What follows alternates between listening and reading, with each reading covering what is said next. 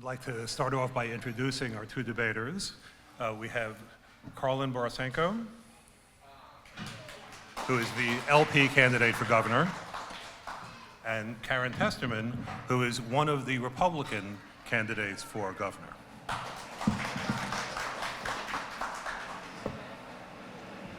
So, by way of background,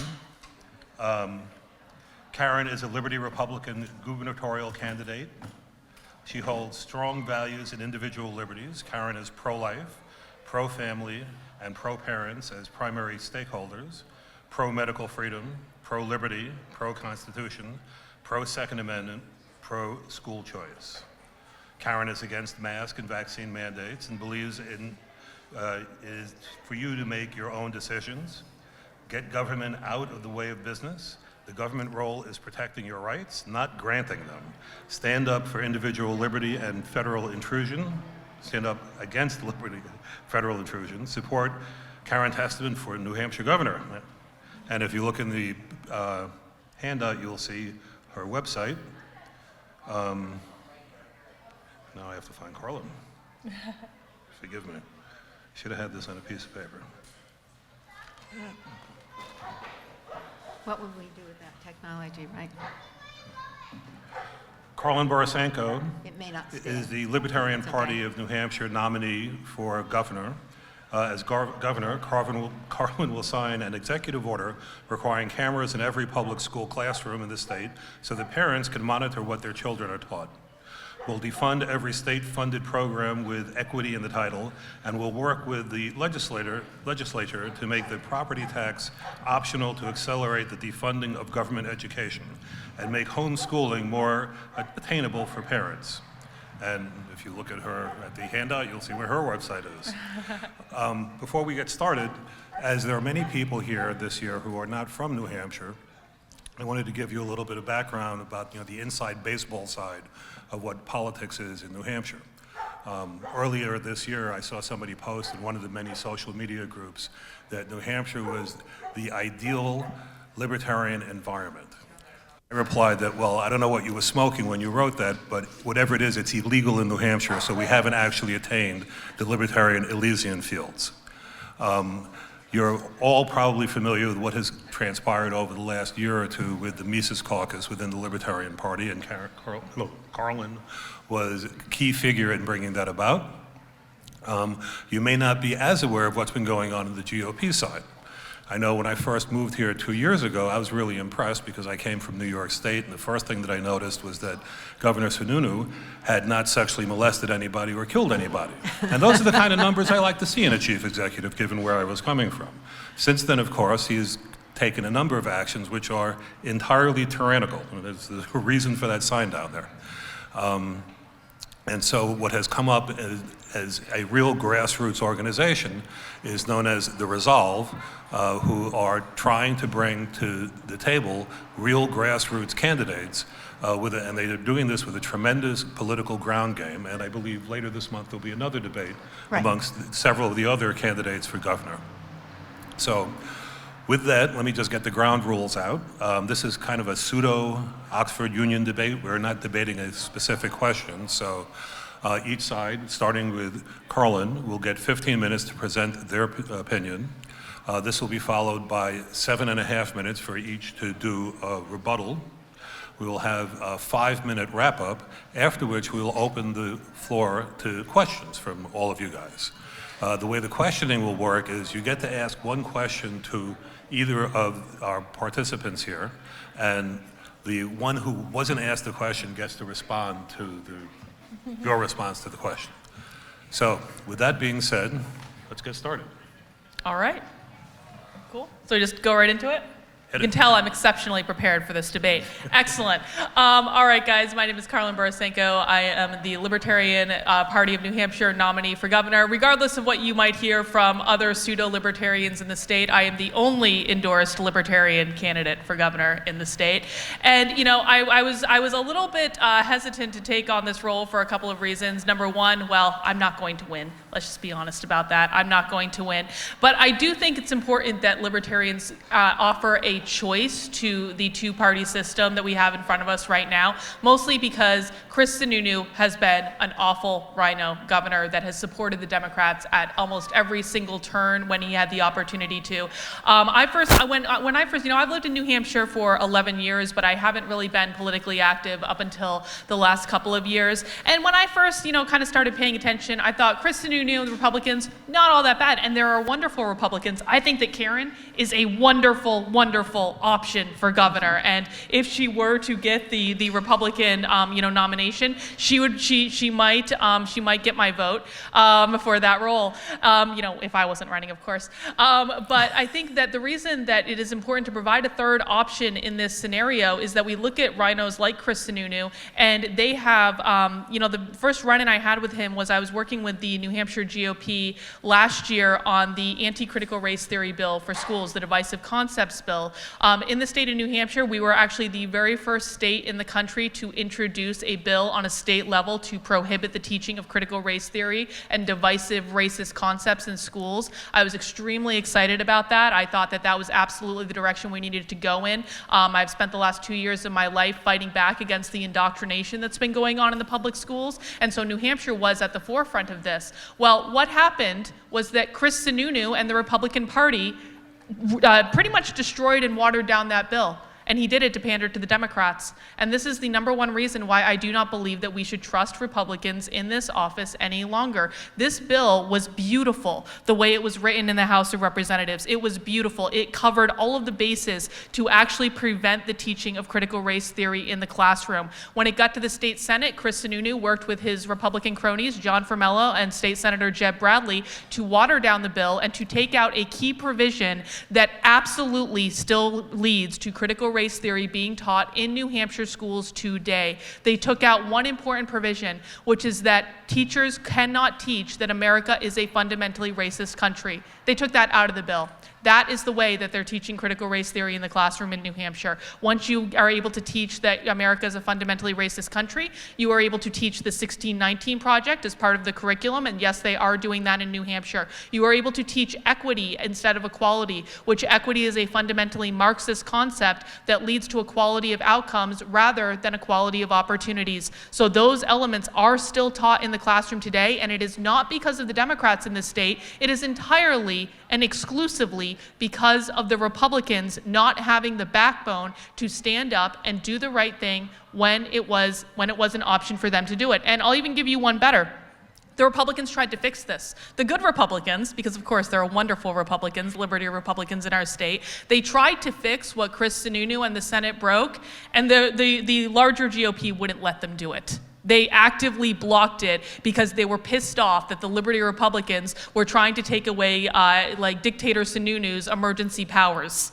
So that is what we are dealing with. Although there are wonderful Republicans in the state, that is what we are dealing with in terms of not having a person in an executive position who will actually sign and not screw around and water down with these wonderful bills that are being introduced in our House of Representatives. So that was number one reason. But if you thought that that was just a fluke, I'm going to fast forward to this year where, again, our wonderful House of Representatives passed an amazing parental rights in education bill to bring academic transparency to the classroom, to make sure that parents had the ability to go into the government schools in order to understand what the teachers are teaching their children. You know, when even though the divisive concept bill was watered down in 2021, we still had over 1,000 teachers in the state of New Hampshire alone sign public petitions saying they were going to break the law to actively teach critical race theory in the classroom. So then this parental rights in education bill becomes even more important because that was supposed to give parents the power back to be able to understand what their children were being taught in schools. And what did Chris Sununu do? Came out and said he was going to veto it because he's siding with the Democrats again. This is why it is important that people stand up and vote for a third option for governor in New Hampshire. Think of it as a giant FU every time the Republican Party, and again, I'm not talking about people like Karen, I'm talking about people that are actually the ones that end up in these offices. Think of it as a giant FU every time that they have taken your vote and screwed you over and stabbed you in the back to side with the Democrats to continue indoctrinating your children in the government schools. That is what you get when you vote for a libertarian for governor. And if we are able to get a large enough percentage of the vote, well, first of all, our real reason for running both myself for governor and Jeremy Kaufman for Senate is that we need to get ballot access back in the state. We have to get 4% of the vote in either the governor or the United States Senate rate in order to attain ballot access. When we don't have ballot access, do you guys know what we have to do in order to even get libertarian candidates on the ballot to be able to give everyone an option?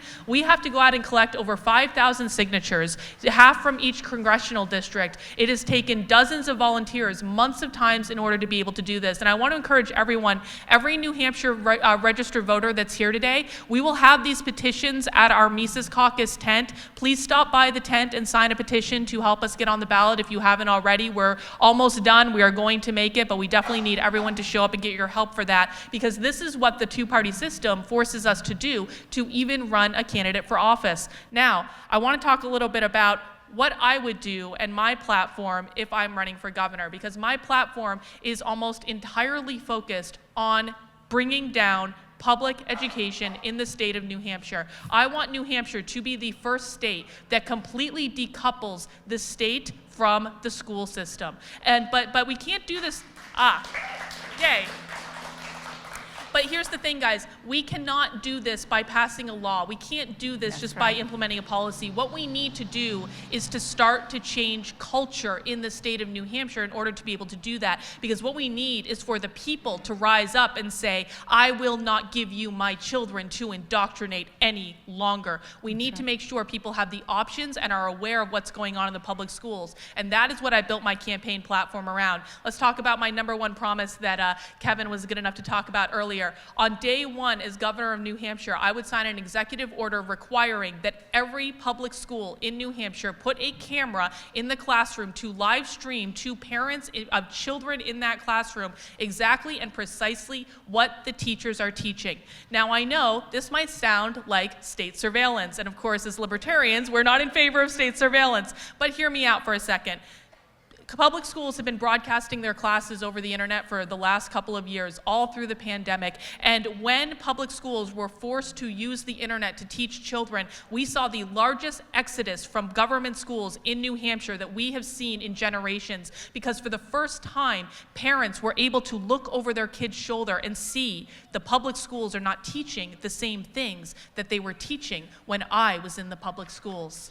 So we have to make sure parents have access to this sort of information. And the reality is, folks, your kids are filmed all the time in public schools. I mean, even before they're in public schools, most daycares have a camera where parents can log onto that private feed to watch what's happening to their kids in daycare, and they well should. But your kids are also being recorded on school buses. Your kids are being recorded in school hallways. Your kids are being recorded at recitals. They're being recorded at basketball games. They're being recorded by their friends when they just have their iPhones. The only place that they are not being recorded is in the place where it can actually make the most difference in the classroom, so you can see exactly and precisely what your kids are learning. And there are a lot of teachers who are behind these types of initiatives, because they think it's going to show parents how awful their kids behave when they're in school, when the parents aren't looking, so they like that. But also, I've talked to parents who are saying, okay, so we're teachers who are saying, okay, so a kid is out sick, they can just go and watch the recorded lesson and not have to miss any school. That's actually a benefit. And by the way, special needs parents have been asking for cameras in classrooms for their kids for decades, because their special needs children are the most likely to be abused by the teachers in the public school systems. So if we can implement cameras in classrooms and get this information out there and make it accessible to everyone, that's when we can start to expose the public schools for what they really are. My goal is not to have public schools forever. My goal is not to institute state surveillance. My goal is nothing left than destroying the public schools in the state of New Hampshire and then building up other options. Because the reality is this, the public schools are not fixable. This is something, and listen, I was a Democrat for 20 years. I was one of those people that was like, we need to give teachers all of the money that they require to make sure that they can give our children the best options and all that. I did that for a long, long time. Here's the problem. It is the staffing pool. It is the teachers, because how the woke nonsense is getting into the schools right now is it's starting in the colleges of education. It is starting with the teachers who are actually training the teachers that are teaching your kids. It would require 2 generations to retrain enough teachers to fill the roles in public schools in order to be able to fix the problem that we have. That is why we do need to take the drastic step of targeting public education directly, because until we do that, we aren't going to be able to build up the charter schools. We aren't going to be able to build up the homeschool pods. We aren't going to be able to have the resources to do that. One of my initiatives is I would work with the legislature, because I think listen, as governor, I could not do everything by executive order. Try as I might, I would not actually be a dictator like King Sununu. So I would work with the state legislature to introduce a bill to make the property tax optional. In the state of New Hampshire, 66% roughly of our property tax goes directly towards funding the public schools. Hey, if you like the job the public schools are doing, continue to fund the public schools. No one is going to force you to do it. But if you would rather take that nice chunk of change and put it towards a private school education for your kids, or a charter school, or homeschooling, or just paying the gas bill at the end of the month, because God knows that's gone up lately, you're going to have that option too. And guess what? If schools don't have money to be able to do this, they can just fire all their diversity and equity staff that they've hired over the last 2 years and reclaim that budget. Did you guys know that schools in New Hampshire have only spent about 30 to 40% of the federal COVID money that they all took over the past 2 years in terms of funding the schools to be able to make them be able to survive in the era of COVID? They spent less than half that money. There used to be a website tracking how much of that money the schools were actually spending. It's not as though they don't have the resources. So, you know what? They don't need any more of our taxpayer money in order to be able to do it. Another one of my initiatives is I would immediately defund every single program that is state funded with equity in the title. Because equity, thank you. Equity is presented as an idea that is just about fairness and justice and leveling the playing field, but it is decidedly not about that idea. What equity is about creating a society in which the mediocre is the standard. It is about holding down the exceptional. It is about not allowing the truly exceptional, the truly genius to be able to rise. That robs all of us. If you have ever read the short story Harrison Bergeron, or seen the really bad but kind of great TV movie that was made from that short story, it's on YouTube if you haven't seen it. I highly recommend you go and watch it or read that story, because that is a story of an entire society built on equity, where the smartest kids in the classroom have to wear headbands to be able to distract them, to numb their intelligence, where the best dancers have to wear weights on their ankles so that they can't jump higher than anyone else. That is actively what the public schools are trying to build in our country right now. And not only are they building it by infusing equity into the classroom, they are also infusing it by hiring a plethora of diversity, equity, and inclusion staff. If any state money is going to those programs, I will immediately take it away. And again, that is not required to educate your children. And the reason that I'm so hyper-focused on this is that we know that the public schools are completely failing in their primary job. The National School Report Card has told us that 36% of public school students nationwide graduate from high school knowing how to read. 36%. And that's not even the worst statistic. 33% of students in public schools around the country graduate from high school knowing how to write. 26% of students graduate from high school knowing how to do math. That is what our taxpayer money has bought for us. Less than 1/3 of students are learning the basic fundamentals because schools are so much more focused on teaching equity and social justice and overt state-sanctioned racism and grooming your kids in the classroom. I broke a news story a couple months ago in which a public school in Vermont, so it's a little bit different over there, they were grooming children to come out of the closet as trans in the 5th grade and then putting them on the internet in the 7th grade at 12 years old to brag about how much their public schools had supported them in doing it. It has got to stop. Parents have got to put their foot down. As governor of New Hampshire, I would make New Hampshire the most parent-friendly state in the country, and I would make us the capital of homeschooling in the country so that we can finally and at long last separate government from education. Thank you.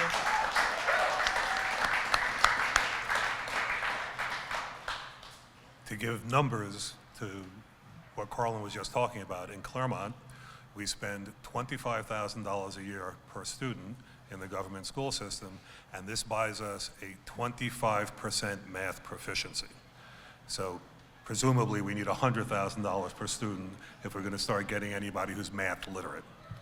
Next. Karen. So, not to divert from the education, because Carla and I do agree on some things, but to give you a little bit of history of New Hampshire. So when I came to New Hampshire, I did not realize the jewel that we have here. And many people, so we came before it became vogue to be a free stater. And we actually chose to come to New Hampshire because we thought it was a tax haven, as well as the beauty and the opportunity to be family friendly. However, shortly after I came, I realized that the schools were, in fact, indoctrinating our children into communism, and that was back about 30 years ago. So since then, I've been fighting it, but just to give you a little bit more about why New Hampshire is unique. We have, for example, one representative for every 3,500 approximately, it's probably a little bit higher now, residents. Nowhere else in the country do you get that kind of representation. Second of all, we do not have a lieutenant governor. Instead, we have 5 elected representatives who are our last bastion before the governor. And our governor is actually the weakest in the country. And especially if the legislature is in an opposite party from what he is. That has not been the situation this last 6 years. However, our governor, as you are well aware, has been acting like a dictator and a tyrant, and has used his executive orders and his emergency orders to control the public. Now, part of our problem is that we don't know our own Constitution. Our Constitution is probably the best in the country when it comes to our Bill of Rights. If you don't know what's in that Constitution, you don't know what your rights are, and you can't fight for them. So that's why I published this little book. It's for sale, but it has in it the U.S. Constitution and the Declaration of Independence, which, by the way, when it says in the Declaration that when the government becomes overbearing and no longer listens to the people, we have a duty to reform it. And so that's part of why I'm running for governor. The second thing that this has in it has the New Hampshire Constitution in it and the original New Hampshire Constitution. So when you go in, you can actually compare and see how far awry we've gone from the original intent of our founding fathers. So my goal in running, and I'm not going to promise you anything except my integrity.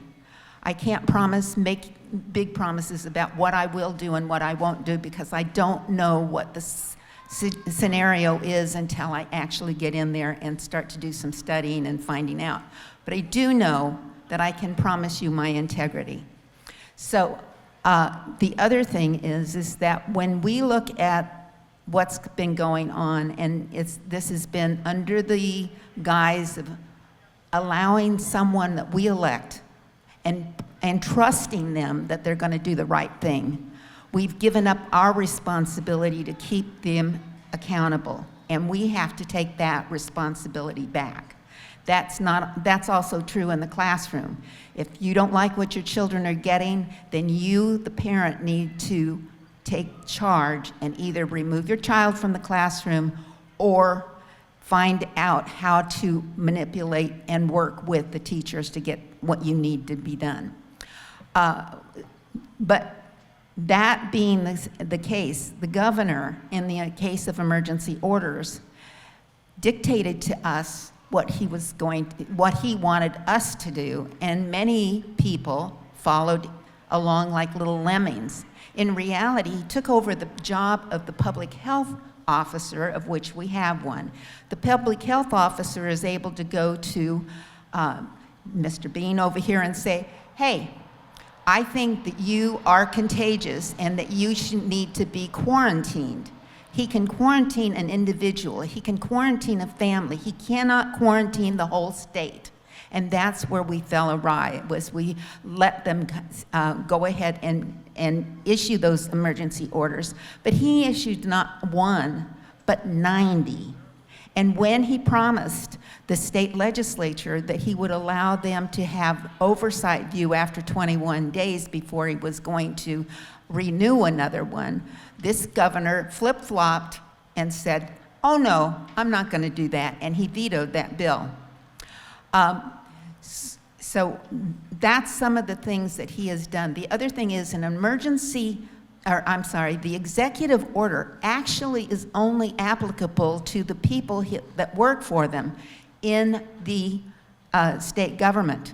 It doesn't apply to everybody, and yet we, as a state, turned around and complied with all of that. That's our fault. We need to educate ourselves, be aware of what it is that we can and cannot do. Now, my concern is that the governors have been given so much power, and we look to them and we say, okay, the governor said this, therefore we have to do it. No, that is not actually so. The governor is limited in the Constitution on what they can do. They are supposed to enforce the laws that are on the books.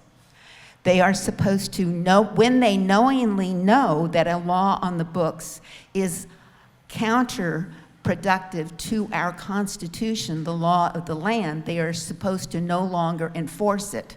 And I'll cover that in a minute. But we have to know what it is that the governor can do, and he's limited also in the time of having a state militia. He is the commander-in-chief. That's it. So, and he is supposed to operate with other governments to make sure that our commerce can be carried on equally. That's it. The governor does not have any more power than that, other than the bully pulpit, and to be able to work with the legislature and trying to convince them to do what they need to do. Now, our second big problem, in my opinion, is that we are tied to the federal dollar. And every time we get tied to the federal dollar, there are stipulations, strings attached on what we can and cannot do. That has been something that our government has been giving away to the federal government over the years by accepting those dollars. Those dollars actually originate in your back pocket. And it's time that we somehow divest ourselves as a state from all of those dollars. And that's how we closed the Department of Education in New Hampshire. So about 75% of the budget for the Department of Education actually comes from federal dollars. And that's why they can turn around now and tell us that we have to teach critical race theory. We don't. And we, the people, have to stand up and say, no, we're not going to do it anymore. That's why the resolve has risen to the top as an opportunity for us as we, the people, when the establishment and the way that they put things together continue to override what we, the people, want. The resolve will help us to take it back and say, no, we're not going to stand for this any longer. So now here's the thing. If you look at the election fraud that has gone on in this state, has been going on for years. It's not just in 2020. It's been going on for a long, long time. First of all, it's Article 4 in the U.S. Constitution, first section, says that all elections of senators and representatives are the rules, the times, the hours, etc., are left to the states. So back a few years ago, when Judd Gray was the senator, and Steve Merrill was the governor.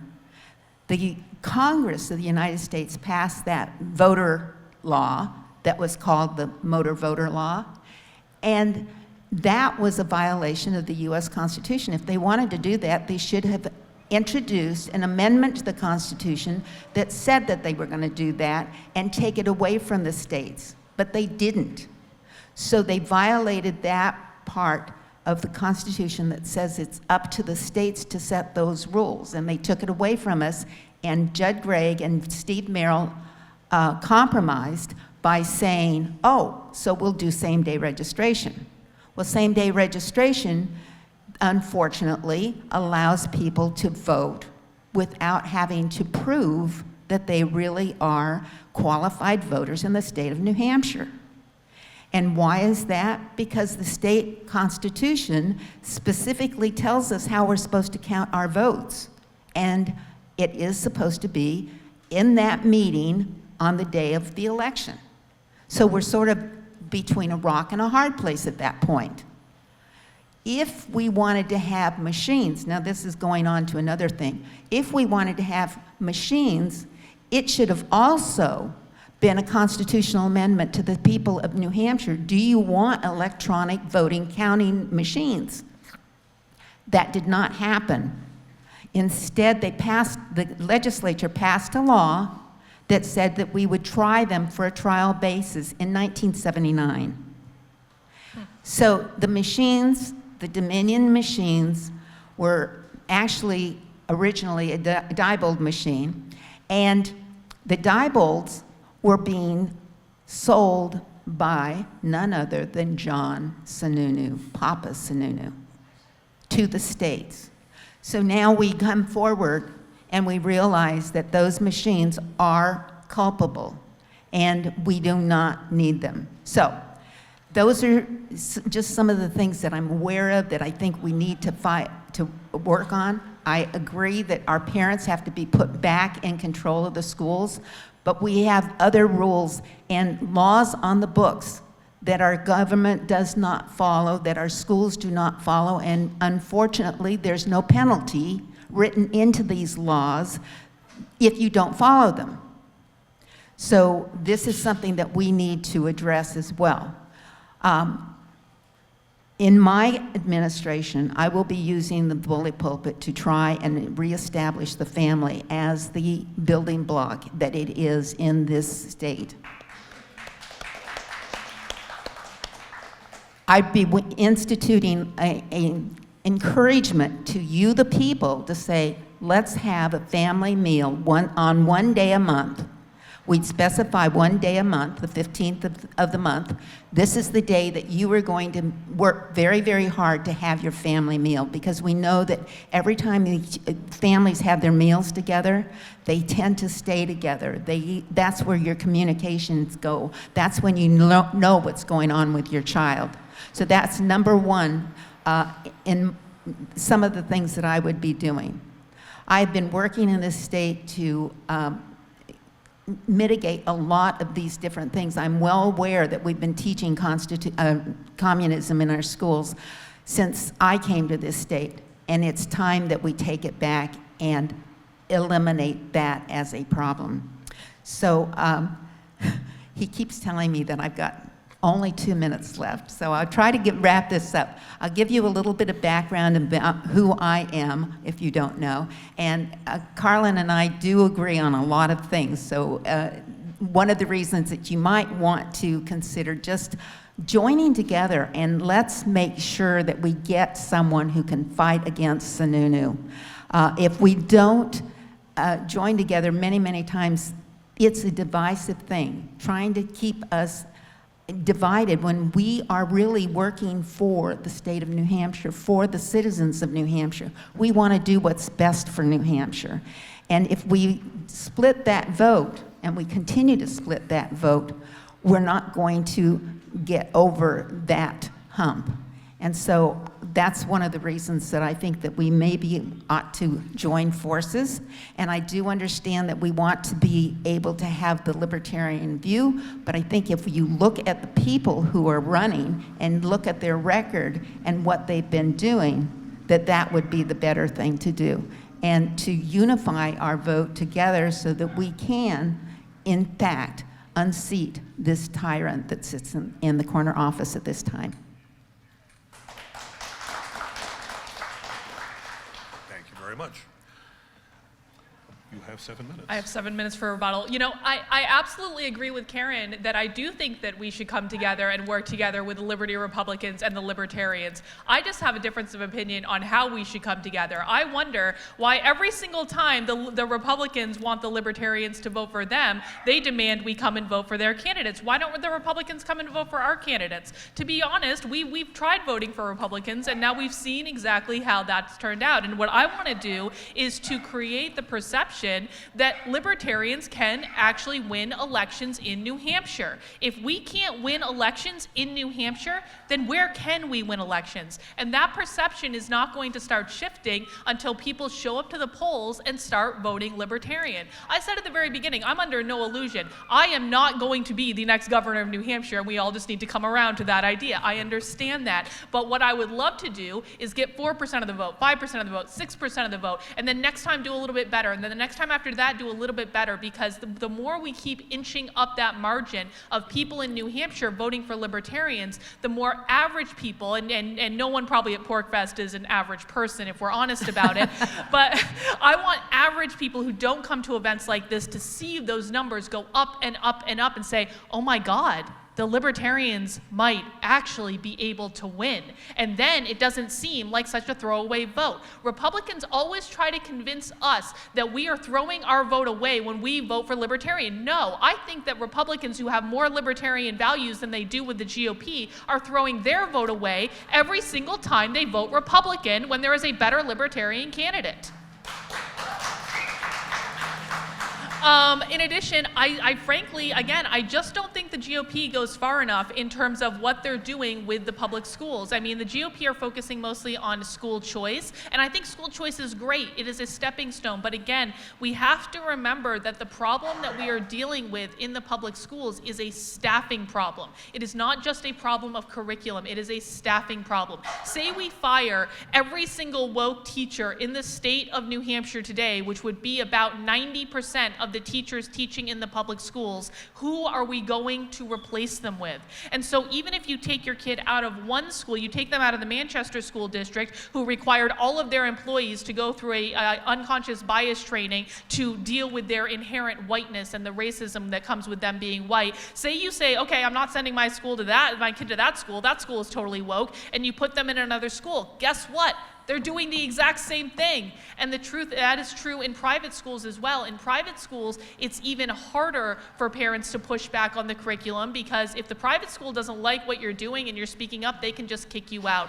The problem that we have with the schools is a staffing problem. It is not a problem of just the curriculum. That's why I want to make New Hampshire the most homeschool-friendly state in the country. I want to be able to encourage entrepreneurship, to be able to bring the best entrepreneurs in that are going to make homeschooling more accessible to more people. And whether that is just a mom around the kitchen table helping her kids with lessons that she's getting on the internet, or a pod of parents, when we have wonderful educational pods all around the state. There are so many creative options that we can avail ourselves to make sure that children are actually learning the fundamentals of reading, writing, and math, and the things that they should be going to school to learn. So I want to make us the homeschool capital of the country, to make sure that every parent here feels comfortable that they can homeschool their kids, because that is usually the reason why they're sending them to the public schools in the first place. So many parents are afraid that they haven't been trained to be a teacher, they don't know how to do it. Well, let's make that more accessible.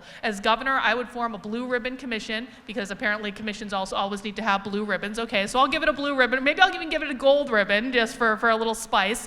I'm going to form a commission of some of the most smart entrepreneurs and homeschool advocates in the country to come together to tell us, what do we need to do to make homeschooling available to everyone, and then we start to roll out and implement their ideas, whether that be tax breaks for entrepreneurs that are specifically focused on homeschooling or what have you. I don't know what the answer is, but you know what? The thing is, a leader, You don't have to be the one with all the brilliant ideas. All you need to do is bring the people with the brilliant ideas together. So again, while I think that there are wonderful liberty Republicans that do absolutely deserve your vote, you can send a much stronger message to the people of New Hampshire, and quite frankly, everyone in the country. If libertarians start winning elections in New Hampshire, that not only impacts New Hampshire, if we are able to start winning elections here, or even getting a significant percentage of the vote, that's going to be known all across the country.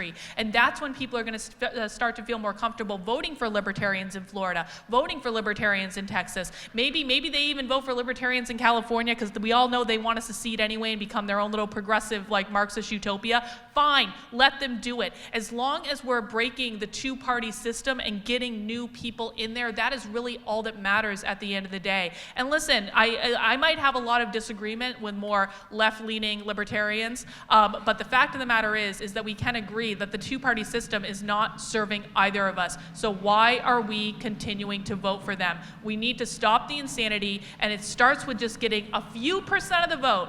And if we can accept that we're going to lose, but maybe do a little bit better than we did the time before over the next couple of years, eventually we're going to be able to get enough people on our side where we start winning.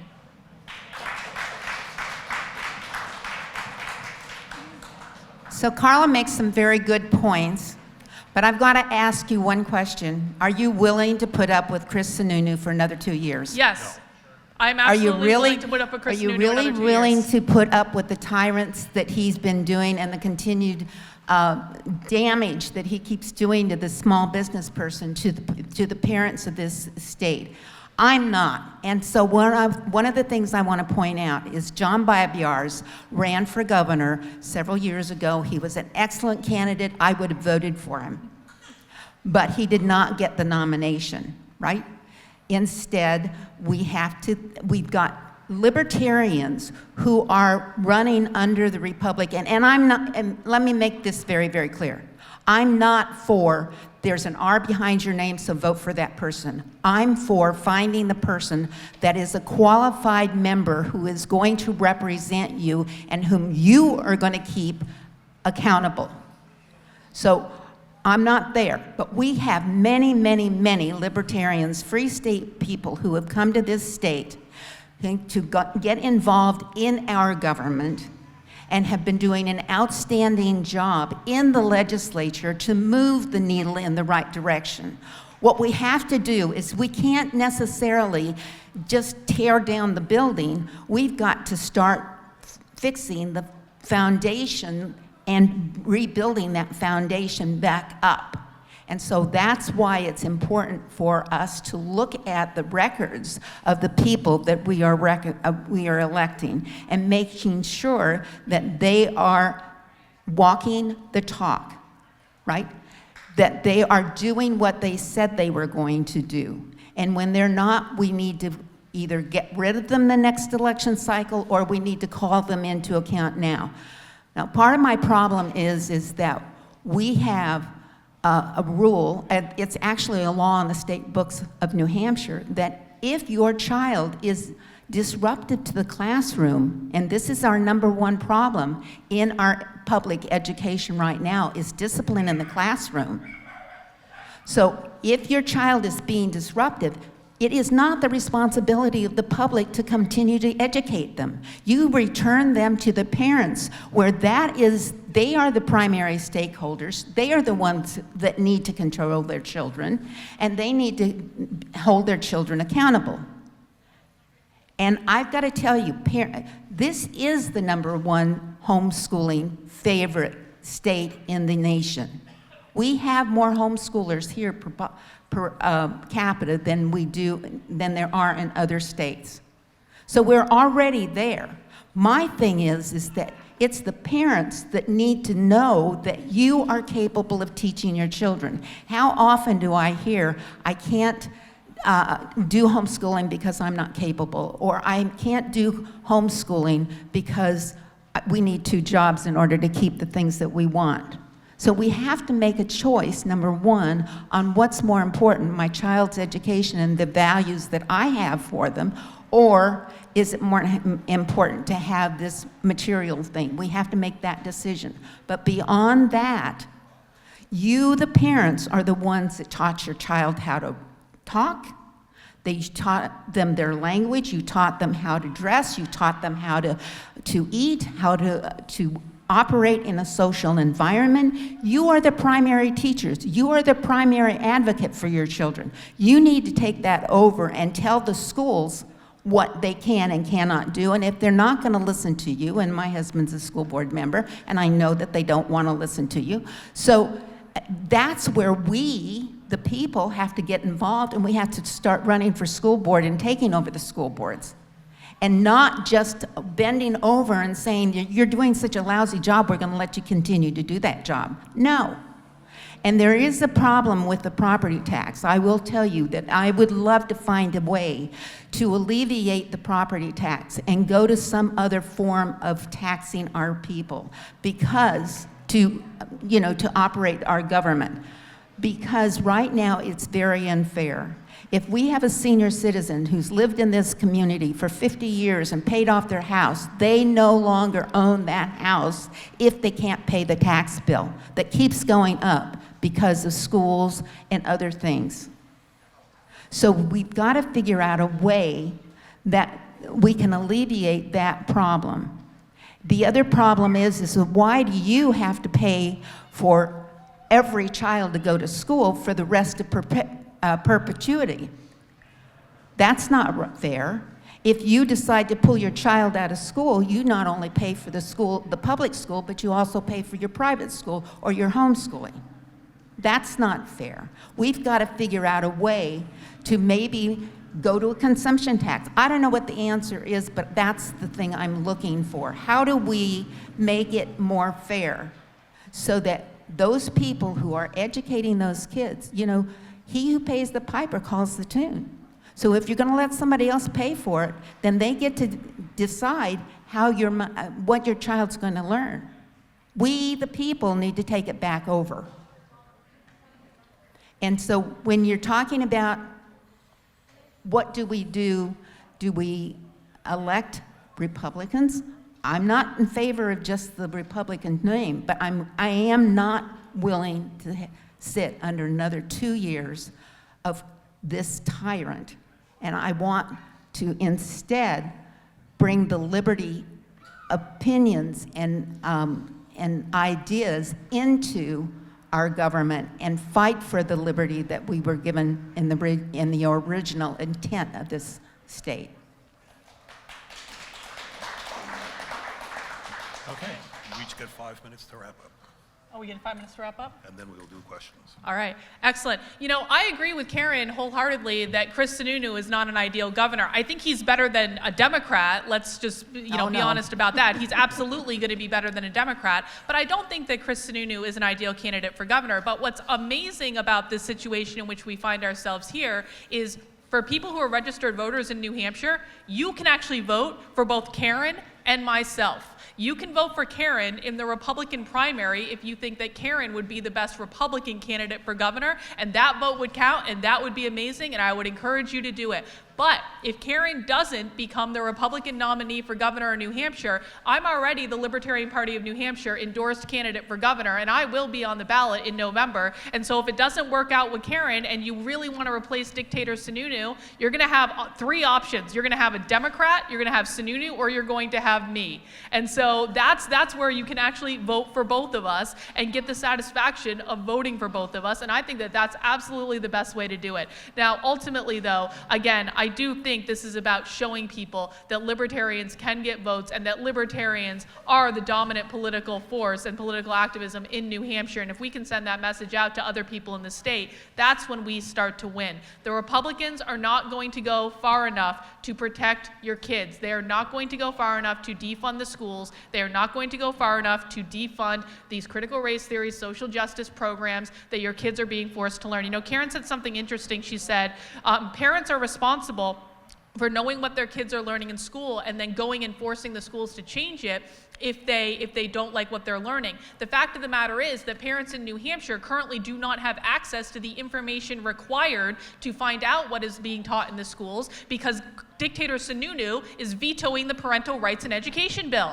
That's reality. They are very actively hiding from you what your kids are learning in schools. That is what I will make completely transparent so that anyone can log onto a computer and access a live feed to see exactly and precisely what the teachers are teaching your kids at any given time. And let's talk about the school boards for a second. You know, a lot of people don't know this, but there are only 2 states in the country in which school boards have a direct say over curriculum, and New Hampshire is not one of them. Unless you live in the state of Vermont or the state of Connecticut, your school boards have absolutely no say over the curriculum that your kids are learning in schools. Do you know who dictates that curriculum? The teachers. The teachers can teach whatever they want as soon as that classroom door closes, unless there are laws and policies put in place that say you can't teach this. And as we've already covered, teachers in New Hampshire have gone out of their way to sign public petitions saying, I don't care what the law says, I am going to break it and teach your kids whatever crazy racist 1619 Project social justice nonsense I want to teach them. And when that classroom door closes, you have no access to that information. One of the most effective things we can do is FOIA their emails, FOIA their curriculums, put in public records requests to find out, to force the schools to tell us what they're actually teaching. But even then, that's going to cost you money to be able to get access to that information. So I say we cut out the middleman, we start electing libertarians to these roles so that we can start the process of really making sure that parents know precisely what their children are being taught, precisely what they're not being taught, and once parents have true access to that transparent information, that's when they're going to turn against public education entirely, disenroll their kids from the government schools, start taking advantage of these homeschool programs, which I do want to make more prolific and more available throughout the state. Karen is right that we actually just made it a lot easier for parents to homeschool their kids in New Hampshire in this last legislative session. But the fact of the matter is that the vast majority are still sending them to the public schools. I will not be happy until the majority of parents in New Hampshire remove their children from the public schools entirely and we stop sending them our taxpayer money in order to be able to do that. That is the goal, that is the mission, and that only happens when people believe that libertarians can win when they run for office. So Carla makes a very good point. You do have an opportunity to vote twice. So here's what I propose, is that during the primary that you unite and vote for the Republican candidate so that we can unseat when it comes to the nomination and who goes forth into the general election. If at that point you want to vote for Carla, by all means do so. But I have to tell you also, part of my problem is that it is up to you to decide where your children go to school. I do not want to force you into homeschooling your child if that is not what you want to do. Each child is an individual too, and they have different learning styles. I know, I have 4 children and 12 grandchildren, and every one of those has a different style of learning. And so where they go to school is dependent upon the child and what you, the parent, decide is best for your child. So those are the things that I think are really, really necessary. And so when it comes down to what are we going to do for the state, we need to empower you, the people, to make your own decisions in your own situations, whether it is to wear a mask or not wear a mask, whether it's to get inoculated or not get inoculated, whether it is to go to work and determine that you are essential to your family. That's up to you. And that's up to you to be able to make that decision, and government should not be in the way. We need to put government into the position that it was originally intended, which is to protect your rights, your God-given rights to oversee your own family, and only the things that we are supposed to be doing, which is to make sure that you're protected, that our borders are protected, that we do not allow illegal people coming into this state and getting the ability to vote.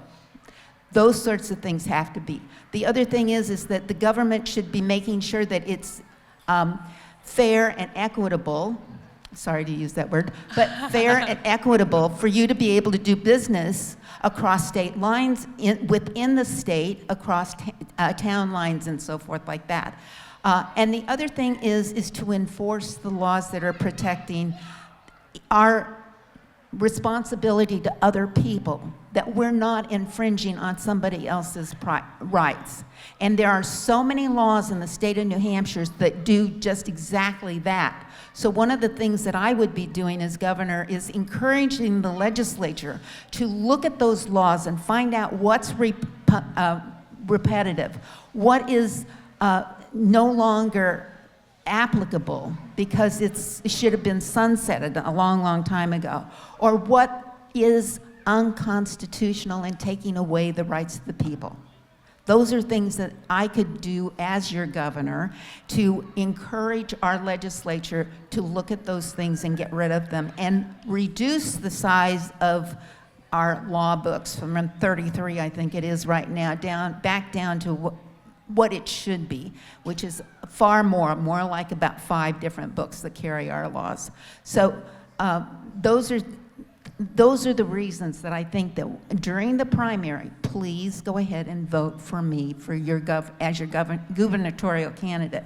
And you can go to KarenTesterman.com and look up more there. And if you want to help me get the funds, I'm running on a shoestring. I do not believe that we need hundreds of thousands of dollars to fund this campaign, like some of my opponents do. But I do believe that we can take this state back to the original intent, which is to empower the people to run their own lives, not government telling you and dictating to you what to do.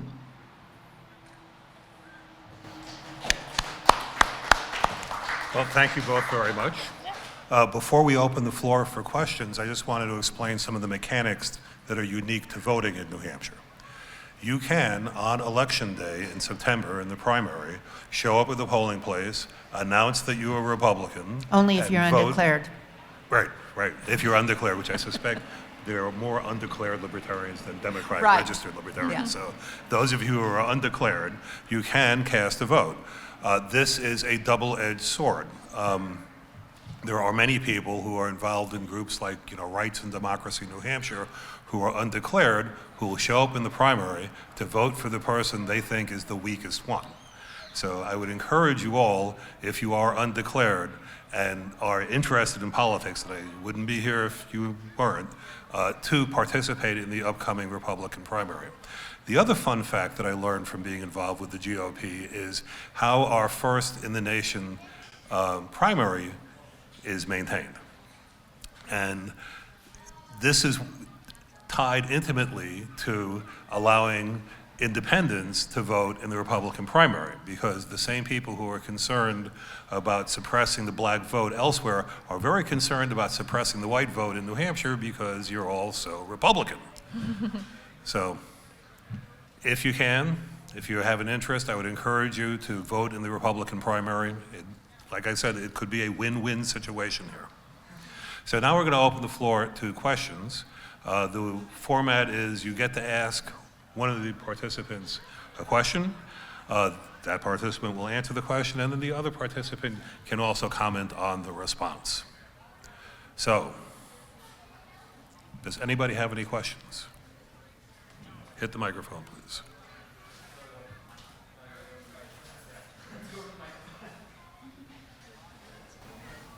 How you doing today? My name is Jesse James Brown. I'm running for president of the United States of America. How will you ensure that candidates such as myself that are starting a grassroots movement really have an opportunity to be part of the process? So I'm assuming you're directing that at me. One of the things that I am running on is the fact that anybody can run for the state of, for an office in the state of New Hampshire, regardless of whether you have any money. Because I believe that one of the reasons that we have a first in the nation status here in the state, by the way, there is a law on the books that any primary, any place else in the United States will reset our date for our primary 1 week prior to. So we're pretty much guaranteed to be first in the nation when it comes to the primary. So one of the things that I ran on was the fact that you don't have to have a lot of money to run. The first time I ran, which was in 2010, I was basically an unknown. I got 10% of the vote. I spent 5 cents a vote, while my opponents were spending $5 and $6 and $10 and $20 a vote. The second time I ran, which was in 2020, I came out again, virtually an unknown, because I had not been doing anything statewide at that point. I still came almost to 10% of the vote. And again, I spent probably $5 or 5 cents, 50 cents a vote, rather than the hundreds of dollars that many of the opponents do. And this is the whole thing, is that this is what's so special about New Hampshire. We are a retail state. People want to know who you are. You, the citizens of this state, are the ones who are asking the questions, who want to meet the candidate. And most often, if you go and you use the shoe leather and introduce yourself, and you have an idea and the charisma that goes along with it, you will make progress going forward. So I am totally in favor of it. I personally believe that I hear a lot of talk up here, a lot of people, a lot of educated talk. I'm very impressed. I researched this before I came here. I've already campaigned from Maine to Florida and everywhere in between, all through New York State. I'm looking to go west here pretty soon. I've achieved top Google status under Jesse James Brown is my heading. I'm breaking serious ground. I'm telling you right now, make no mistake, you're looking at the next president of the United States of America. And I'll tell you why. Because it is time to stop the $20 billion election cycle that is full of fraud, corruption, lobbyists, and to the stealing of our nation. I have 3 children. I'm here to fulfill my responsibility as a parent.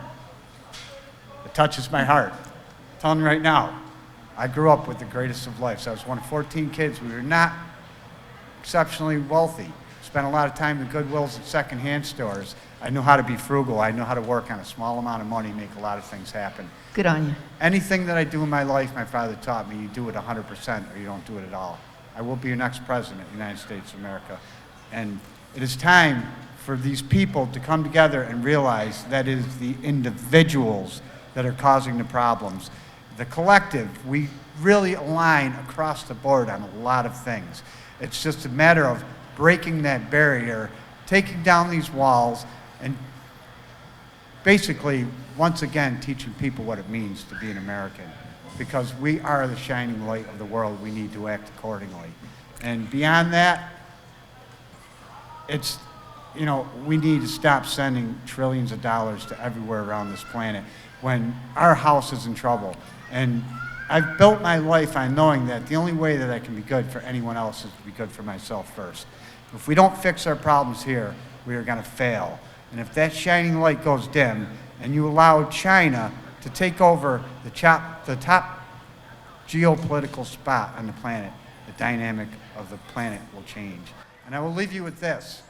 Think, everyone here in this crowd, think if the United States will ever be defeated, whether it be foreign or domestic, which it's looking like domestic at this point, the total dynamic of the planet will change. Your life will never be the same.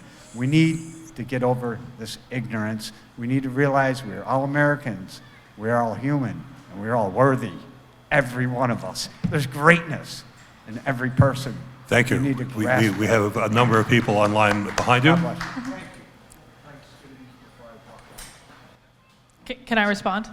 Yes. Okay, Please. so this was a question of ballot access in New Hampshire, and again, this is another reason that we should be voting for Libertarians, because it is actually the Republicans that have been working against us to expand ballot access. And if we do manage to get ballot access by either Jeremy Kauffman hitting 4% in his Senate race or me hitting 4% in the governor race, what's going to happen is the Republicans are going to come back in the next election cycle, and they're going to try to up the percentage required for us to get ballot access next time around. So if you care about expanding ballot access and having more candidates and more choices on the ballot, the only choice to vote for is Libertarian.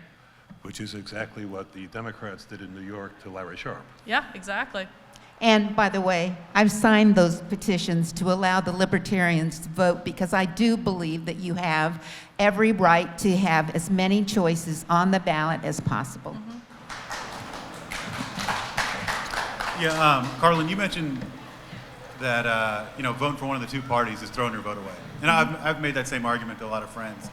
but I'm coming from Virginia, where we just had a governor election last year, and I voted Republican for the first time in my life. And if there was a libertarian on that ballot, it would have been a hard decision for me. And so if you were, running against Karen, and you knew that you were going to cause the Democrat to win, would you continue to run?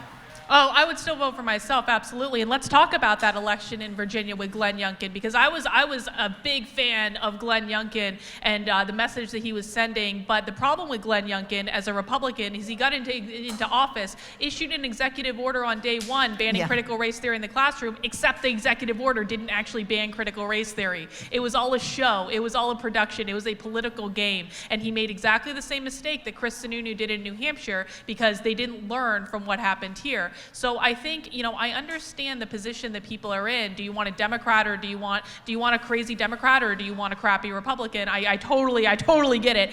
But the problem is that until we start voting for the candidates that we actually want to represent us, the system will never change. And to be quite frank, and this is a little bit one of my controversial takes, I think that the Republicans need to lose several election cycles until they figure out what is required to actually run candidates that are going to do the things and deliver on the promises that they promise to their voters, because they simply fail at it over and over and over and over again. And so for me, I'm playing the long game. This is not about 2022. It's not about 2024. It's about what do we need to do to turn politics in this country around. If it requires the Democrats winning a few elections in order for things to get even worse and, quite frankly, accelerate how bad things are getting, I think that's better for libertarians, and I think ultimately, even though things will get worse in the short term, they will get better eventually. It's not a perfect solution, but it is certainly better than the two-party mania that we have today.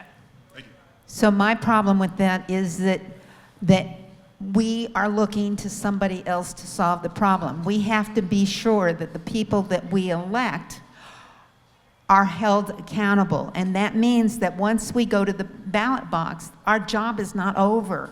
Our job continues. We still need to make it a priority to check and see, are they doing the things that they said they were doing? If they're not, we need to hold them accountable through the many things that we have at our fingertips. Our letters to the editor, our phone calls to the office, our phone calls to the radio stations, to start to build the people up. Because if we don't fix it in our own home, in our own community, then we can't fix the whole state. So we can't keep looking to somebody else and thinking that that's going to be the solution.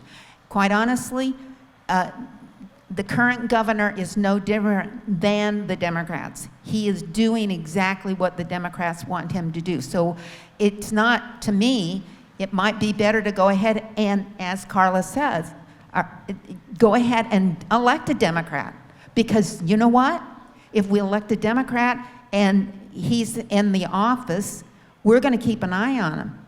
When we elect a Republican or even a Libertarian, if we were sitting back at that point, we think, oh, it's okay. They're going to do the things that I wanted them to do. They're going to stick by their platform. And 90% of the time, they don't. It's the money and the power of the lobbyists that overweigh it. So we, the people, have to remember that even though we elect somebody and we put our vote of confidence behind them, we still have the responsibility to hold them accountable. Hi, my name's Eric Cortucci. I'm from Kansas City. The wife and I are, seriously considering moving up to New Hampshire. And my question is for you. So you earlier in the conversation, you mentioned that the governor, the current incumbent, is acting like a dictator. And before that, you had stated that New Hampshire was lucky to have one of the least powerful seats of a governor's seat, right? Right. Well, the problem I find with that is that it still has too much power, because we're sitting here talking about the terrible amount of power that he does currently have and is abusing. If you won the election, what exactly would you do to limit or further limit the power of the governor in New Hampshire? And I guess I'd open it up to both of you. Right. Well, so one of the things that I think we have that's controlling a lot of what we do is the federal dollar. And our governor right now keeps touting about how he's bringing on all of this money and that he's going to do this, that, and the other thing with that money to help the state out and to buy support is what he's doing. In reality, he's also tying us to restrictions that the federal government puts on us. And in fact, the $27 million that we were arguing over on the Executive Council actually said that we were signing a blank check to the Department of Health and Human Services that the commissioner at the federal level could now tell us that we had to incarcerate our own citizens if they said so. So these are the things that he has been doing over and over again that we could not do. And so I wouldn't be doing those sorts of things. My promise is my integrity, which is that I really want us to go back to the situation where we, the government, are protecting your rights as citizens of this state and not telling you what to do and not doing it for you. You know, I think what I really love about Karen's, some of the things she said here today is she's really talking about the process and how the system should work and the checks and balances that have been put in place already to limit the power of the governor in New Hampshire. The problem is we have a person in that role right now that is completely abusing and obfuscating the system and is just ignoring these provisions or finding loopholes to try to get around them. And so I think that, you know, I think if someone like Karen were in that position, she would not be doing the same thing as Sununu. So I think the first step is really, and I'll credit Karen for talking about this, is talking about personal empowerment, making sure you're voting for the right people. You know, we are very lucky and very blessed in New Hampshire to have a legislature that has a large number of libertarians already in it. Okay, they're registered as Republicans, but we all really know the deal here. We're among friends. And I think that it is incumbent upon the person who ends up in the governor's seat to step back and allow the legislature to do its job and to pass the bills that it wants to pass without nosing in and interfering. So I actually do believe the system is there, and Karen's done a great job of articulating what that is. The problem is the person we put in that position. If we change the person, it changes instinctually, and then we can start closing some of those loopholes, going back and looking at everything Chris Sununu did to maintain those dictator powers during the pandemic and start closing those loopholes and start putting provisions in place to not allow anyone else to do that moving forward. Could I ask one little extra question? Go for it. So I appreciate the explanation. It is very helpful because I'm not like super knowledgeable on all that. But I don't know that it necessarily answered the question I guess I was trying to ask. I think what I was trying to ask you is what would you personally do to ensure that that seat, that position, is further limited than what it currently is? Like, again, it's great that it is limited compared to the rest of the 50 states. That's awesome. But what would you personally do if you took that seat? Would you, like, in other words, would you work with the legislator to handicap that position? So I don't think we have to do anything further than if we followed the Constitution and did what the Constitution limits the governor to do. Here's another thing. We look, and this is coming out through the Supreme Court of the United States at this point. Many, many times we've looked to the courts. The courts come down with a decision and we all say, yay, that's now the law of the land. No, it's not. It's their opinion. We, the governor, or we, the executive power, and we, the legislative power, need to start standing up and saying, no, that is not necessarily the law of the land. It's up to the legislatures to make the law. It's up to the governors and the executives to enforce the law. And it is up to the courts to tell us whether or not what we proposed is constitutional. And many times we don't look at what specifically is presented to the courts, and their decisions are very, very narrow in many cases. And so what we need to do is we need, as the state executive, to say to the courts when they come down with some of these opinions that this is a states' rights situation. You have no power over us, and we need to go back to the separation of powers. Okay. Thank you. Thank you. Hi. So my question is for Karen. You have said that if you do not win the primaries, that we should feel free to vote for your debate opponent. Would you, in that situation, vote for your opponent? In this particular case, I might consider it very seriously because of the fact that I'm not going to vote for Chris Sununu. Okay. Can I get one more question in since that was quick? Sure, go for it. Thank you very much. The other thing is you were talking about rejecting federal dollars. Is that going to mean you would have to raise taxes? I'm sorry, say the last part again? Would that mean you would have to raise taxes if you're rejecting federal Oh, no, dollars? no.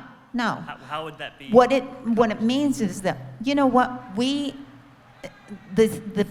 state, the federal, the school boards, all of these people throw out these, quote, budgets. They're not budgets. If they were budgets, they would say, okay, this is the amount of money that we brought in from our taxes last year. This is all we can spend this year. And we would figure out how we were going to accomplish what we need to accomplish as the government and not as all of the bureaucracies, because we have too many of those as it is. We need to start going back and saying, according to the Constitution, what is really allowed for the government to do? And those are the agencies that you keep in place, roads and that sort of thing. And then you start to operate with a budget. But right now what we have is we have the different departments come in and say, this is what we need, and we're going to hold you ransom if you don't provide it to us. Thank you.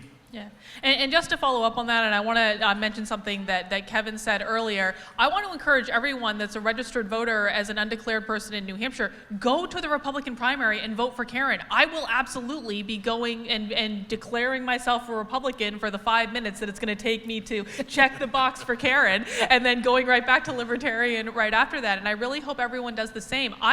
It would thrill me to death if Karen had a wonderful showing in the Republican primary, and so I hope everyone takes advantage of that. Thank you. Hello. My question's for Karlyn. I am about 2/3 through Actively Unwoke. Unfortunately, I left it at home. I might have misread something. I remember a note that the technology has to exist to not film the child in the classroom. Mm-hmm. And then earlier you mentioned that one of the uses is parents who want to see if their child is misbehaving. Yeah. So then how would those two work?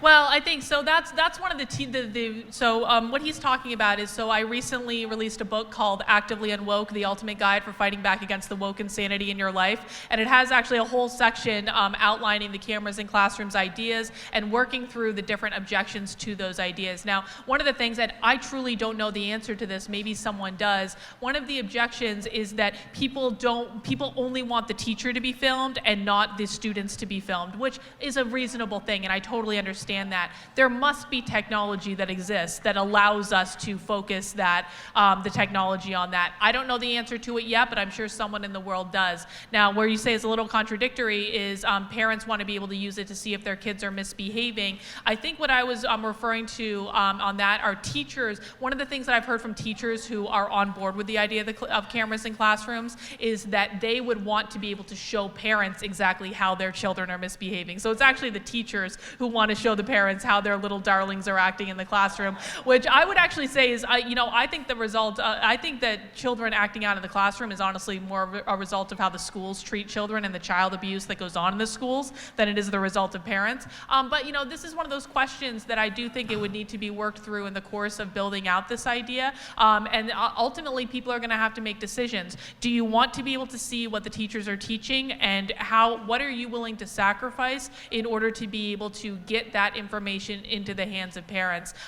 In order to enact these things, although I would do it by executive order as governor, I think a lot of places would need to do bills to implement these ideas, and simply those are choices they would have to make about how they're prioritizing. Hi, Thoreau. I would like to say that cameras in the classroom is genius, and I would take it a step further, and I would say we should take a look at cameras in the nursing homes. Yes. Because our elderly, as a nurse, the amount of money those facilities are getting and the care that's actually being provided is horrific. I agree. So my question to the panel is, I understand this idea of let it all fall apart, let it go to the Democrats and let it get as bad as it can get, and then finally be able to get everyone to be on board with doing something better. But my concern with that thought process is with my 7 and 8-year-old, what kind of price are we going to pay?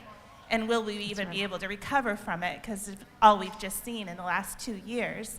So my question to the panel is that if we had a way to assemble all of us that are liberty-minded and truly for the Constitution, without the power of millions of dollars buying our vote by name recognition, and we could simply assemble, if there's a way for us to truly do that, we could elect 30 principled individuals and do a clean sweep and be the first in the nation to show them what liberty looks like. And I've come up with an idea.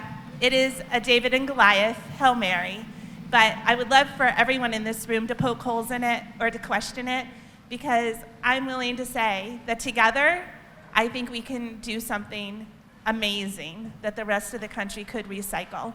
And that's what New Hampshire's all about. So I would love to get your thoughts on how could we assemble all the liberty-minded, beautiful people here in this wonderful state of ours and do something spectacular that's outside of the current framework that would totally make the establishment go nuts, that we did a checkmate. Because I'm a redhead, and that's what I'm about.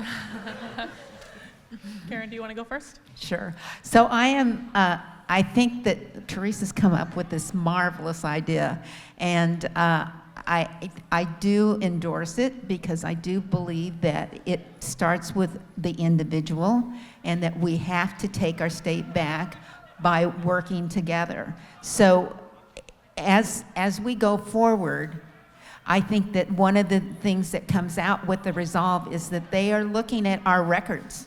They're looking at what have you done? Have you walked the talk? And not all of us have a voting record per se, but we do have a record of what we've written, what we've done with our lives. Like I started the Family Policy Council because I was very concerned about the families being destroyed in this country and in our state, and I wanted to make sure that legally or legislatively that we wouldn't be going down that path. And so I was trying to produce a vote scorecard that would show how our legislators were voting when it came to principles that were supportive or undermining our families. So I've done things like that. I've also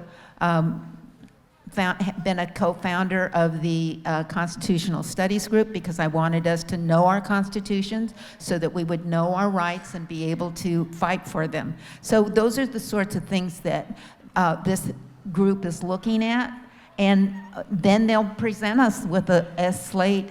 Should we not be able to survive in the primary as it is established at this point, it gives us a fallback position, and I think that's well worth the time and the effort.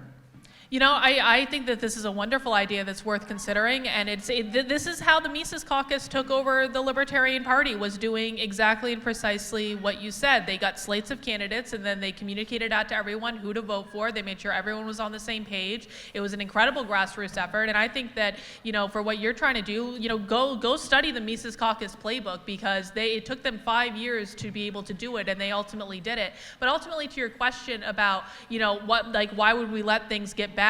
You know, I think that those of us who live in New Hampshire are very blessed in that I do believe that we have somewhat insulated ourselves from the chaos from the other 49 states. And so I firmly believe that I don't think it would get as bad here as it would, say, in California or certainly Florida has such a problem on its hands because it's pocketed all of its freedom in the person that sits in the governor's seat. And as soon as DeSantis leaves that role, they're going to have a whole mess on their hands. So I think that New Hampshire is actually in a really good I position do too. to be able to weather the storm. And it's just the reality that, again, we're talking about normies. We're not talking about people here, right? We're not normal. But for normies, things really do have to get bad for them to pay attention. And, you know, if we can really do our best to make everything as transparent as possible, maybe we would be able to get that process going a little bit sooner. But I don't think things are going to turn around until normal people feel the pain, and that's a sad thing. But you know what? When they do feel that pain, there have to be those of us there to say,